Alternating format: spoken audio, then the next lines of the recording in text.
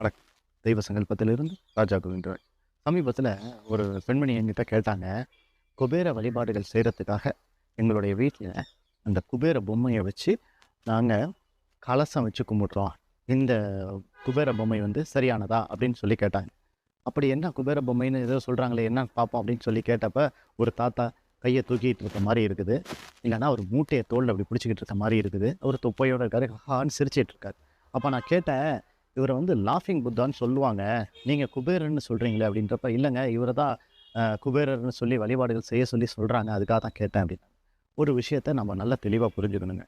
குபேரர் அப்படின்னு சொல்லக்கூடியவர் தர்மராஜன், யம தர்மராஜன் இருக்கார் இல்லையா, அவருடைய தம்பி சனீஸ்வரருடைய தம்பி குபேரன். அப்போ அண்ணன் தம்பிங்க இவங்க ஒரு 3 பேர்.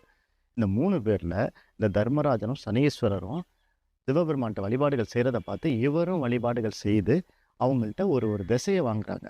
தெற்கு திசையை தர்மராஜனும், மேற்கு திசையை சனீஸ்வரரும், வடக்கு திசையை குபேரரும் பெற்று அந்த ஆட்சி செய்வோம் அப்படின்னு சொல்லி நம்ம சபை நூல்களில் சொல்லியிருக்கிறாங்க. ஜோதிட சாஸ்திரத்துலேயும் அதே தான் சொல்லியிருக்கிறாங்க. கிழக்கு திசையை இந்திரனும், தெற்கு திசையை தர்மராஜனும், மேற்கு திசையை சனீஸ்வரரும், வடக்கு திசையை குபேரனும் ஆட்சி செய்கிறாங்க அப்படின்னு சொல்கிறாங்க. சரிங்களா? இப்போ இந்த குபேரன் அப்படின்னு சொல்லக்கூடியவர் யார்? இவர் தான் தண்ணிக்குள்ளே இருக்கிறவர், தண்ணி இருக்கிற இடத்துல இருக்கிறவர், மீன் அவதாரம் எடுத்தவர், மீனுடைய வம்சத்தில் இருந்தவர்.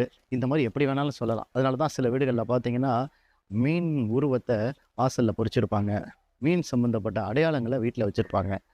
மீன ராசிக்கு உண்டானவங்க குபேர ராசிக்கு உண்டானவங்க அப்படின்னு சொல்கிறவங்க. சரிங்களா? இப்போ இந்த குபேரன் அப்படின்னு சொல்லக்கூடியவர் அந்த லாஃபிங் புத்தாவுக்கு என்ன சம்மந்தம் இருக்குது? அப்போ அவர் வேற இவர் வேறு. சீன மந்திரவாதிகளில் தாடி இங்கே இருக்கும், மீச இந்த இடத்துல அப்படி தொங்கும், பார்த்துருப்பீங்க. இவங்கெல்லாம் சீன மந்திரவாதிகள், தப்பான விஷயங்களை கண்ட்ரோல் பண்ணுறவங்க. அதே மாதிரி தொப்பை யார் பெருசாக வச்சுருக்காங்களோ அவங்கள்ட்ட காசு பணம் நல்லா இருக்கும், அவங்க வந்து மிக செல்வந்தர்களாக இருப்பாங்க அப்படின்ட்டு ஒரு நம்பிக்கை உண்டுங்க. நம்ம கூட பழகிறவங்கள்டே நல்ல தொப்பை வச்சுருக்கவங்க நிறைய காசு பணத்தோடு இருப்பாங்கன்னு கிண்டலாக சொல்கிறது உண்டு. இங்கே இன்னொரு விஷயத்தை நீங்கள் குறிப்பிட்டு கவனிக்கணும். மீனுக்கு வயிறு பெருசு, தவக்கலைக்கு வயிறு பெருசு, நந்திக்கு வயிறு பெருசு, இவர் பிள்ளையாருக்கு வயிறு பெருசு, சிங்கப்பெருமாளுக்கு வயிறு பெருசு. சரி, இப்போது இந்த வயிறு பெருசாக இருக்கிறவங்க எல்லாருமே இந்த செல்வத்துக்கு அதிபதியா அப்படிங்கிறப்ப அதில் இன்னொரு சூட்சமும் இருக்குது. இந்த மந்திரங்களை தப்பாக பிரயோகப்படுத்தினாலோ இல்லை தப்பாக உச்சரித்தாலோ அதை திருத்தி நமக்கு எந்த பிழையும் இல்லாமல் நம்ம பாதுகாத்து தர்றவங்க இந்த பிள்ளையாரும் நந்தீஸ்வரரும். இது போல் மந்திரத்தால் வரக்கூடிய சாபத்தை நிவர்த்தி பண்ணுற ஒரு சிங்கப்பெருமாள். சரிங்களா? அப்போ இந்த தொப்பைக்கு இப்படி ஒரு அர்த்தமும் உண்டு. அப்போ இந்த குபேர தத்துவத்தில் தொப்பையாக வச்சுருக்கிறவங்க காசு பணத்தோடு இருப்பாங்கன்னா உண்டு, தவக்கலைக்கு உண்டு, மீனுக்கும் உண்டு. அதனால் இந்த குபேரர் அப்படின்னு சொல்லக்கூடியவர் இவர் தாங்க.